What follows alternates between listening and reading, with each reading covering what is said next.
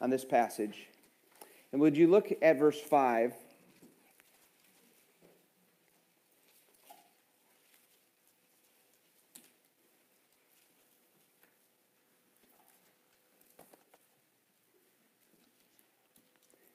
Beloved, it is a faithful thing for you to do in all your efforts for those brothers, strangers as they are, who testify to your love before the church. You do well to send them on their journey in a manner worthy of God, for they have gone out for the sake of the name. Okay, do you see a missionary in this passage? Where's the missionary in this passage? How are they described? People that do what? They've gone out. And they've gone out for what? For the sake of his name. And he says, you do well to send them on their journey, accepting nothing. They accepted nothing from the Gentiles. Therefore, we ought to support people like this, that we may be fellow workers for the truth. And so here he's telling, John is writing Gaius, and he's telling them, thank you for doing this, and we need to be the kind of people that send them on their journey. And it says, you do well to send them on their journey in a manner worthy of God. This is really a passage that is calling for every church member. One of the last things we did in Cameroon is we had a discussion with pastors in Cameroon, in Africa, on why missions. And we talked about this very thing. What is a missionary? And are there missionaries? Does Africa have a responsibility for them to actually send missionaries as well? And the answer was yes, because they are called to obey the Great Commission just as we are. But as we go in there, we started on this discussion last week, and I shared with you a lot of pictures, and obviously this is based on our trip that we had. If you could, Dwayne, could I? Okay, thanks. Paul and I and Elijah went on this trip. We've been back for 2 weeks now, and I wonder if you can see that. Is this board kind of in the way? I'm going to move this out of here. If you could see from that map, this is actually one of those little screenshots when you're on the airplane. You have a little monitor in front of you, and it will tell you where you're going, where you've been. So we traveled from the U.S. to France, Paris, France, and then, as you can see, it comes across the Mediterranean, goes across the desert, and goes all the way down to Cameroon, which is, so it's in, as you can see, it's past desert, Sahara Desert, and it's in the jungle-ish kind of region of Africa. Cameroon is a country that is very diverse in its animal life. They say that every animal that you probably can get in Africa, you'll find in Cameroon. And on my way back on our flight home, I sat by a German who was a tour guide, and very few Europeans actually go to Cameroon just for fun. It's not a tourist area. But he said that he was on a tour in which he was taking some Europeans, and he goes into the jungle in southern Cameroon, which is near the Congo. He said, it was too thick this year. We couldn't really see much other than some, what did he say, forest elephants and monkeys. And so Cameroon is what you think of when you think of Africa in many ways.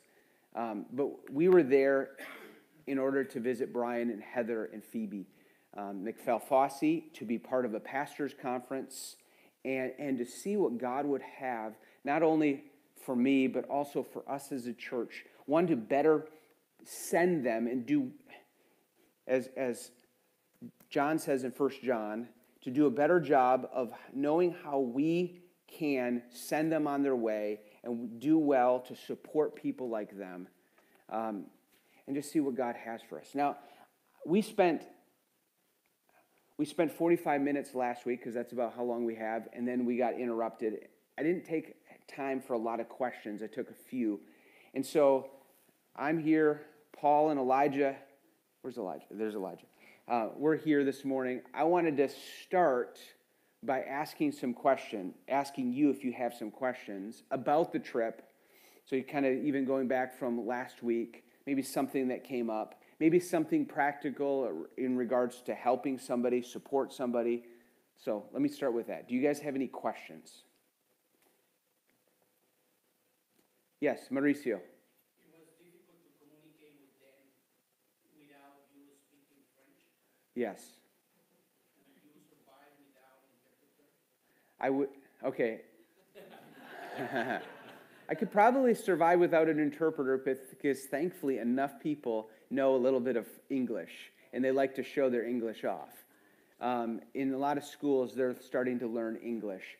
My French is so bad that at one time we were in a, let's see, let me show you, we were here, to remember it. Okay.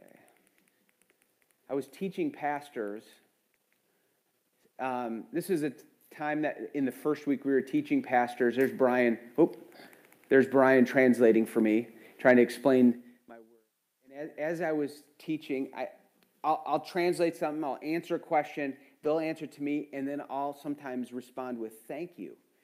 And who knows what "thank you" is in French? Merci. I said that to everybody, and Brian looks at me and he goes, Marcy is a lady on Charlie Brown. And I'm like, oh man, thank you. My French stinks. And my boys reminded me of that repeatedly. French keeps me humble. As far as, yes, most of my teaching was done, all my teaching was done with a French translator. Brian translated some of it. We also had just a wonderful, wonderful young man. His name is Kennedy, and Kennedy translated for me for the whole second week. Here he is with me. Kennedy is actually, he's a single guy. He's about 35. He wants to get married, but his girlfriend, I guess you'd say, her father is insisting she finishes university, and so he is waiting for her. He is training to be a Christian counselor, and there is a university for counseling in South Africa that he's doing it through correspondence. It's a very good theological school, and his English is great. He is actually an Anglophone. An Anglophone is someone that is in Africa that grew up English as, I guess, their primary language other than their tribal language. They all grow up with the tribal language. That's what they talk with in their home. That's what they teach their children. But they all learn a national language. Either they learned French or English. He learned English because I believe he would have been in the Northwest Province. And yet his French is also really good. So usually you go over there and someone will say something to you in French because they might think you're French or European. And then when you respond to them in such bad French, they start to talk English to you a little bit. Yeah, Jason.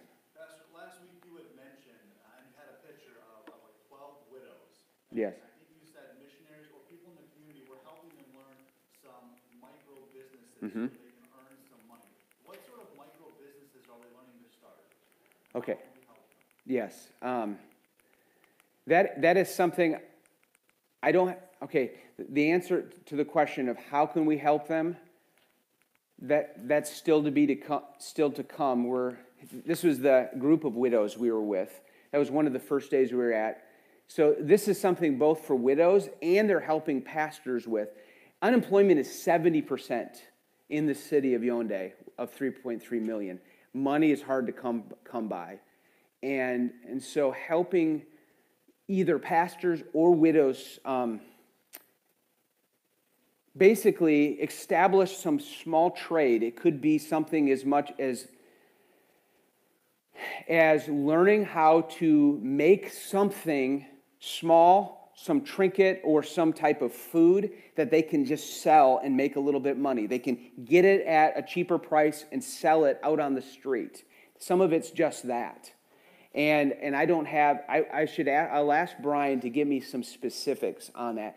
In fact, Kennedy, the guy that I was just telling you, the translator, so he desires to go into ministry. He teaches at churches, the local church he's at. He's not an elder, but he is a teacher at his church, and he teaches on counseling. Like he was teaching on forgiveness. He was teaching on interpersonal relationships.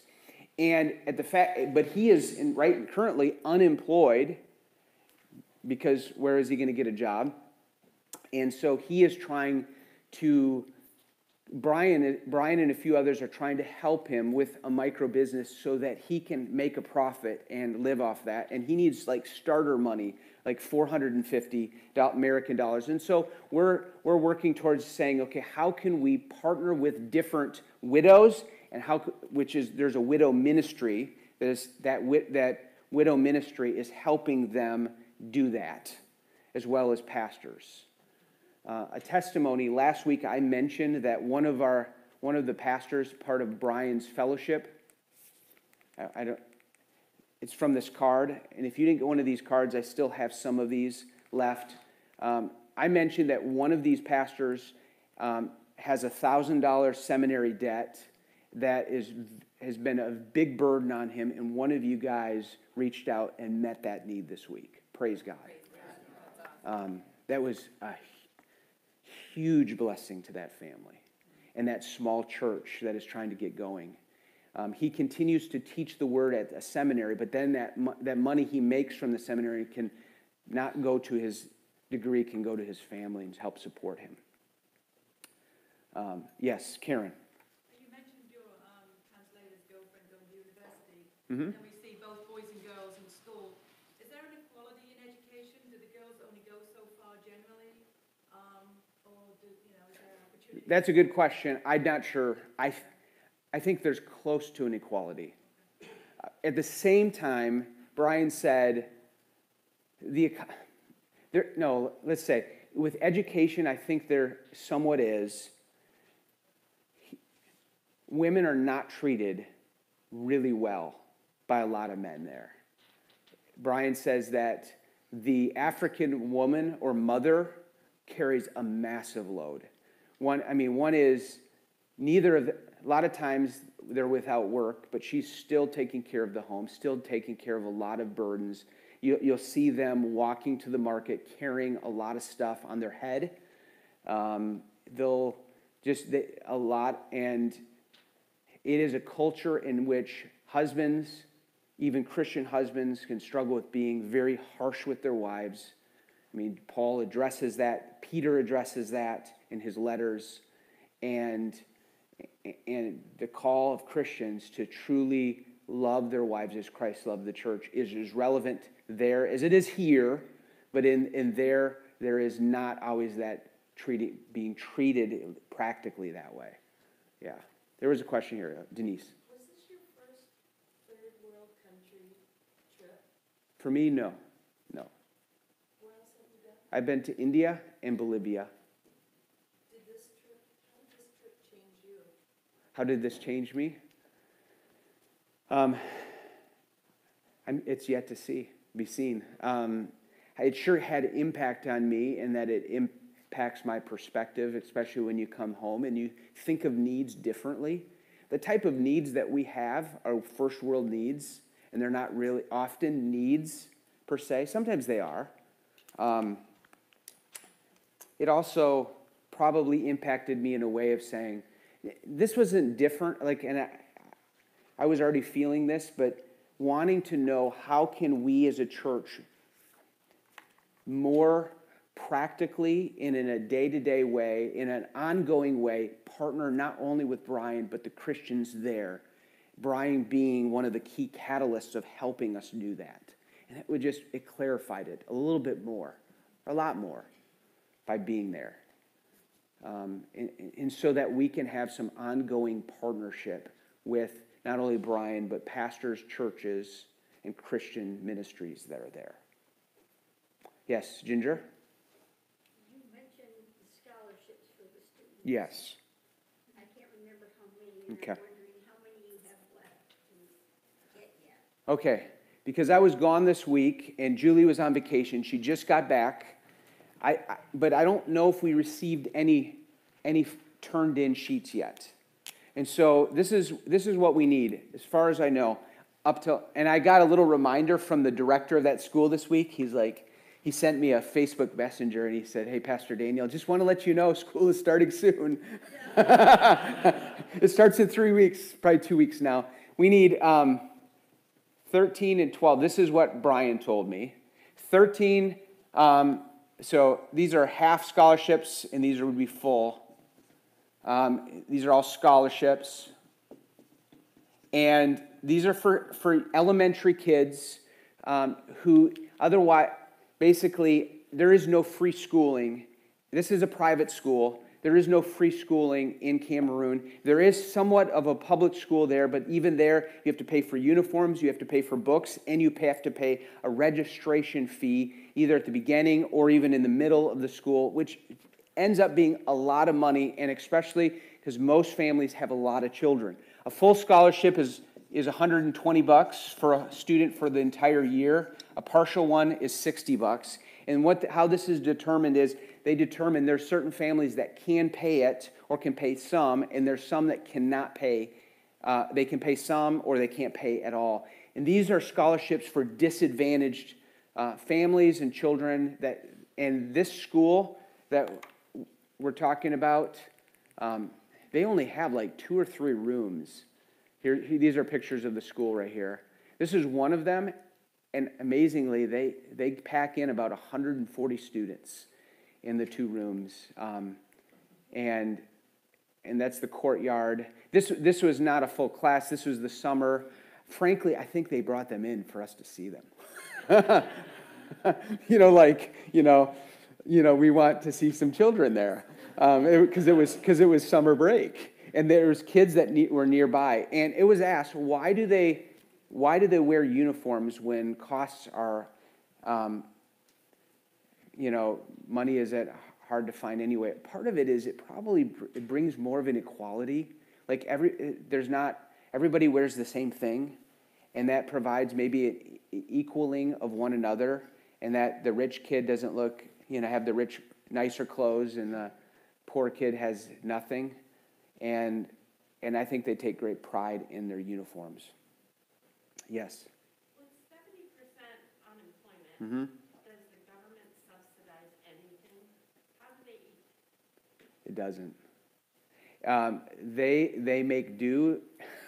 It's hard. It really is hard. A lot of people don't eat a lot. They skip meals.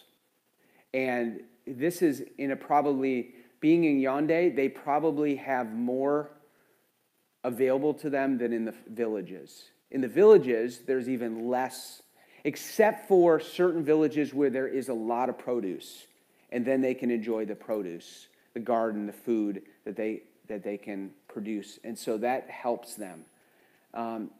There is a lot of activity. I think you see in Yaoundé, that's their garbage system, but there is. As it was mentioned, there's very little infrastructure. There isn't Social Security. There isn't welfare checks. There isn't the type of support for widows. I'm trying to go to the city itself. In fact, I think I showed you some videos of the city. There is one of the things that stood out to me when we were there, and we're driving, Paul and Elijah, it stood out to all of us, was that you're driving on an afternoon, and there's just like people everywhere, and you're like, I would ask Brian, I'm like, is there an event going on? And they're like, no, there's no event going on. Usually in America, the only time you see that many people out is there's an event, like, it's 4th of July and there's a parade, or it's a ball game and everybody's leaving the ball game, or they're tailgating at the ball game. There they tailgate at the courts because they go to court and they have to get there early, and they wait there and until they can get into court, or they're just walking, and and that's because of that, everybody's out there trying to make just something little so that they can feed their family. Now, a lot of times you'll find men and women, they'll have to commute a long way, they have to take a cab a long way, because very few people own vehicles, and so that's difficult. It is a whole different mindset and culture. Like I said, if a pastor is getting paid an income they're probably getting paid anywhere from $150 to $300 a month, American dollars. And that we know that's not a lot here, and though it goes a little farther there, it still doesn't go a lot when you think about all the school fees, all of these other fees. And if you really want to if you want to do anything legal for a business, you get charged a lot for like a licensing fee. And so it's very corrupt, the government. Yeah, Ginger? When they fed you for 2 weeks, Mm-hmm. that must have put a stress on their budget. Yeah. Yeah. A lot of times it was Brian and Heather. It was Brian and Heather, but even there, yeah. So, but when the several times that we went to visit churches, we did not ask for meals, and they gave us big meals. And so we would have a service. So an example was the first week. So Brian wanted to make our trip count, and so we were pretty busy, weren't we, guys? Almost every day. And the first week we would go to a church almost every afternoon. And even during the weekday, it was interesting because you could go and have a church gathering on a weekday afternoon, and there'd be a lot of people that would come, partly because we were there and they were going to visit, but a lot of them didn't have work to do. It's just the way it is. And so I think we had one service that was at 2:30, and it went till about 5. And then they brought out this huge meal. And it was pretty good, but it was probably very costly to them. And it would be insulting for us to not to eat. Yeah. I was just speaking of the food issue. What is the soil like there, and is there any farming that goes on in the village? Yeah, there's farming all over. You see corn everywhere, even in the city. It's a type of corn that's not sweet, but is used probably for different meals that they make. Yeah. So you have that there. It is definitely a redder soil. It's almost a clayey soil there. There's a lot of agriculture when you go into the country, but it's not with advanced farming that in any type of way. Yeah. When we talk about the high unemployment, and you talk Mhm. about all the people when you're around the city, I've only experienced some of the back parts of Jamaica and then Haiti. Yes. But you would see shacks built. Right. Where they could find and get. And one experience where we went, they hooked up their electricity for their light Mhm. by going out and hooking up to the line themselves and stuff. But all these people you see, you wonder, where's everybody living? Yeah. And when you say they can't afford it, I'm always curious then, how does the housing work? Yeah. If they're in the city? Are they paying the government? Are they paying other people that own structures? Some people own some people are renting. Probably some is from the government. One of the things that was very noticeable in Cameroon, in Yaoundé, everywhere is under construction. Everywhere. And you are living in construction places. So the house across from Brian's has been under construction for 10 years, and people live there. You see that People live there. And there's cinder blocks that are, and they're living in there. There's no screens. So they're open to mosquitoes. Everybody gets malaria there. I asked pastors, I said, so have you had malaria? I asked that to a few pastors at the beginning, and I realized the answer is they chuckle at you and say, oh, many times. That's like getting the cold. Mauricio. So we see the picture of the people who were in the seminar, in the conference, right there in the back. Yes. Of all those want to be a priest. Pastor, yes. Yes. Well, or actually many of those are pastors. So many of these, during the second week, this is Bible Baptist Church of Valhalla. That's obviously in English. I don't know if I have it in the French.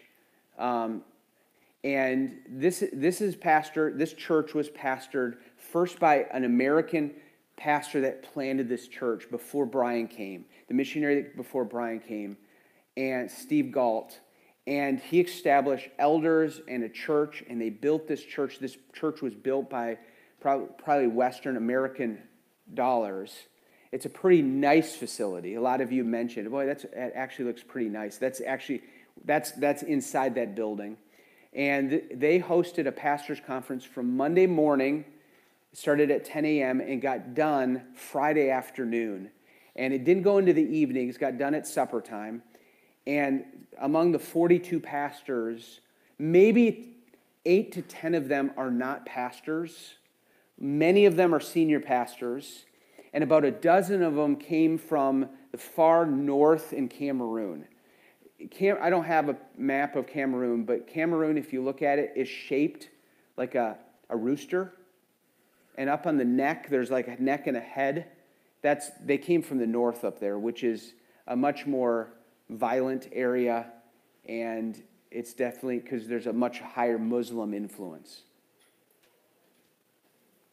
And a lot of these pastors have already received some, if not full, seminary education, because there are several seminaries in this area, which is a real blessing. Yeah, Mike. So I think as we look at all that you guys experience Yeah.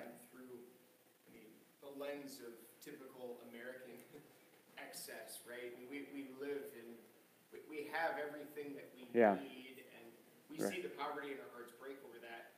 But like, I think back to like first century and how there was great need and great poverty, and it actually strengthened the church and brought them together and built a more authentic, community, dependently clinging to the gospel and to each other. I mean, what did you witness as far as, the impact of poverty in the church and how it helped or deterred? I mean, whatever you saw, as far as like the creating and cultivating of like genuine, caring, loving, all things in common kind of community. Okay, I don't know did you guys hear that question? I think you did. So I wasn't there long enough to be able to answer that very fully. Like, how does this really impact community and the culture of caring for one another when you're in such extreme poverty? I know that the question of poverty and need came up practically a lot of times during our pastor's talk. So I preached 4 times through Philippians, and then we had several discussions on missions. We talked on church discipline. We talked about pastoring the church, and we talked about church covenant membership. Most of them don't know what a covenant membership is, and we talked about that, and they got actually a covenant of our church. I think it's being translated into French. We talked a lot, but a lot of the questions came up about meeting the needs of others and the finances, and so that was a big thing. One of the things that let me see if I can explain it well so you can understand. One of the things that Brian is wrestling with right now is how to take. So he comes to Africa, and his job isn't to be a pastor or a specific church planter, but is to help churches specifically and pastors in order for them to plant churches of their own. The difficulty is, and I don't fault the Cameroonians for this, but when they see Brian, they can't help but see dollar signs, right? I mean, they can't help but see him as a patron for them. And the same with me. I mean, there was many times where I was shared prayer requests with specific needs, and in the back of my mind, I'm like, okay, man, I'm praying for them, I'm thinking about it, and I talked to Brian after, and he goes, yeah, that was an indirect request too. An indirect request for meeting a particular financial need. And the reality is, there is a type of, there's such a poverty, and there is a communal mindset in helping each other out. So say that in our culture, if say Mike needed money to send his kids to school, and we gave an offering to Mike to send his kids to school, and so, well, he's thankful for that. And a month later, he might come back to me and say, I need more money for our kids to go to school. Well, we gave you money. Yeah, I know, but on my way to give my kids money to school, My father was in the hospital, and I had to pay his hospital bill. And I had to pay for we didn't have any food, so I had to pay for food for our family. And then a cousin called, and a cousin needed this, and I can't help, and it would have been dishonoring for me not, if I let my dad die in a hospital when I could pay for him and I had money, I can't do that. That happens all the time in that culture. And and it's easy for us to go, no, you need to earmark that, and you only use that for that situation, and that's what you should do. But the reality is we don't live in the type of poverty and the type of, your job is to take care of your family, and if you can't, you become the fundraiser for it. So if Mike needs to take care of his dad, who's in the hospital, his job is to go to all his network that he has built, and maybe everybody will just throw in a little bit, and they'll care for it. And that will happen in a church. That happens with pastors. And so you can see it can get really, it's difficult. And for Brian, it is draining to day after day have to discern who to help and who not to help. One of the things he realized was, that after he was there for a while, Felix, his groundskeeper, this guy right here, has a family. And so Felix is the one that helps around it doesn't cost much to hire somebody, and it gives them a job. And he takes care of the grounds. He washes his car because it's a disgrace if you drive around with a dirty car, which is so ironic. And all of these things. But if Felix has a financial need, or if his family is sick in the hospital, guess who's responsible for that? Brian. And that is just part of the culture. Brian is the patron of his employees, of his servants, in a sense. And there is that, and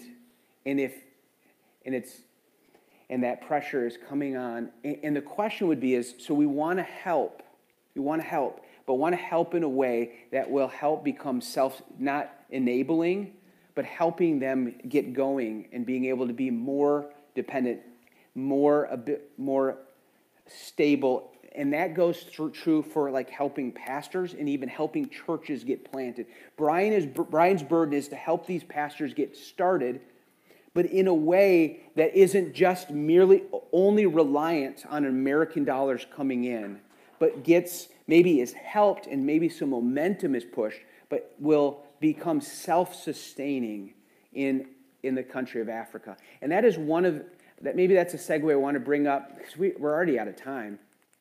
I want this guy right here. This is Dieudonné. I brought him up. In fact, he's going to be meeting with the deacons and elders tomorrow night. We're having a meeting, and he's going to come on our Zoom call, and we're going to meet him.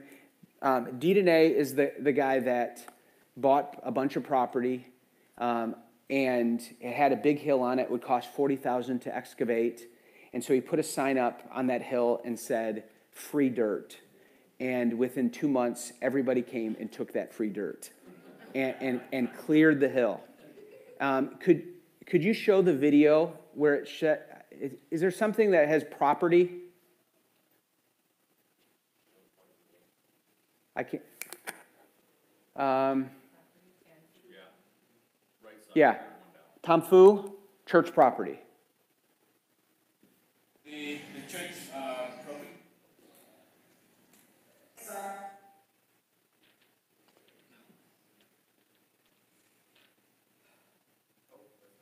That's not the same video.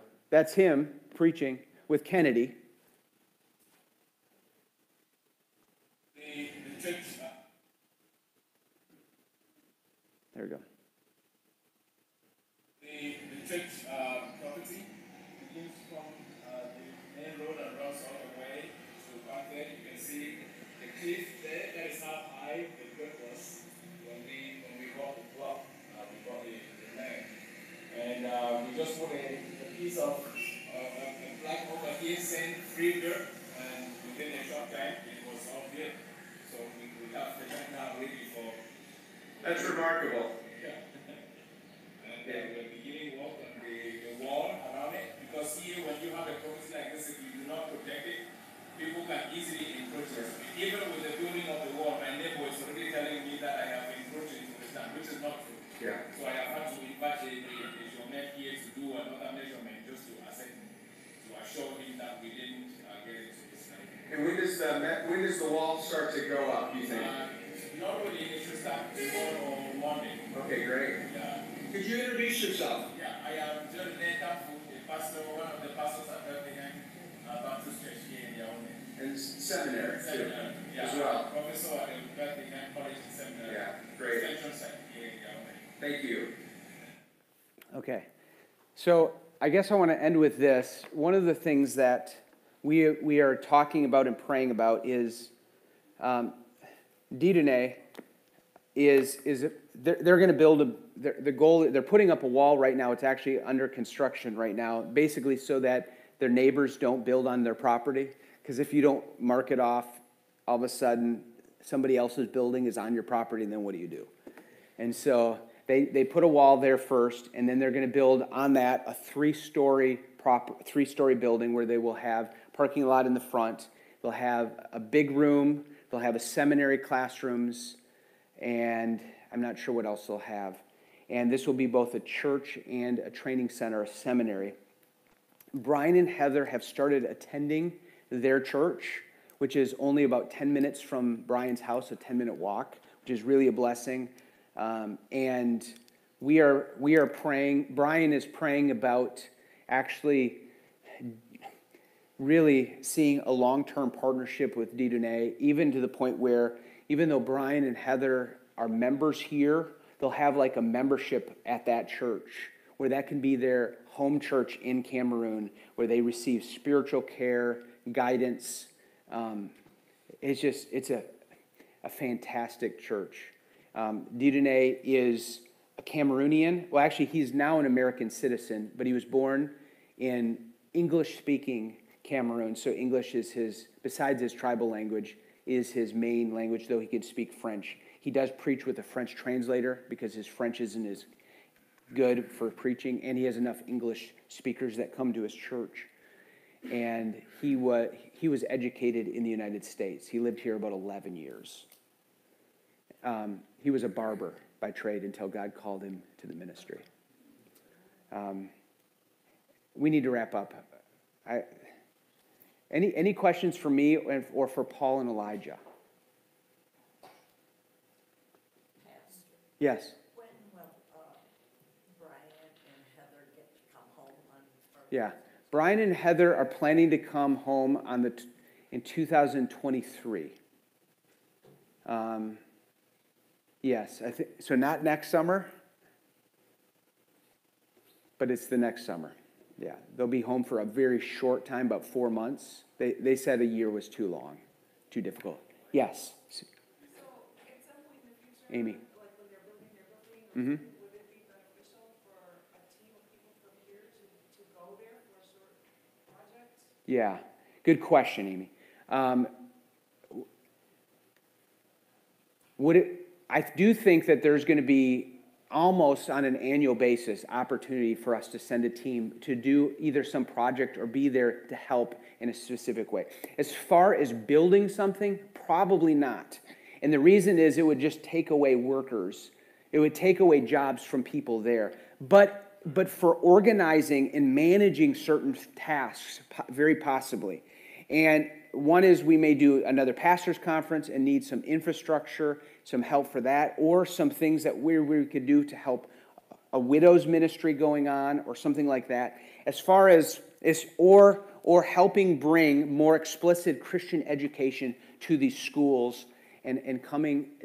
So a lot of things are not developed yet, but we are working towards some opportunities for even this next summer, opportunities for us to go and practically help for members of this church to come and strategically help. As far as building, I'm not sure. So I don't know how they would go about doing that. So right now, I think financially our biggest request right now is to to meet these scholarship. I think that's about somebody could do the math. I thought it was about 2,500 and change, but probably a little less than that. We need scholarships for that. If you would, I'd ask that many of you will jump in and pay a scholarship or a partial scholarship. I think we as a church can easily do that, and we'll do that. Yes.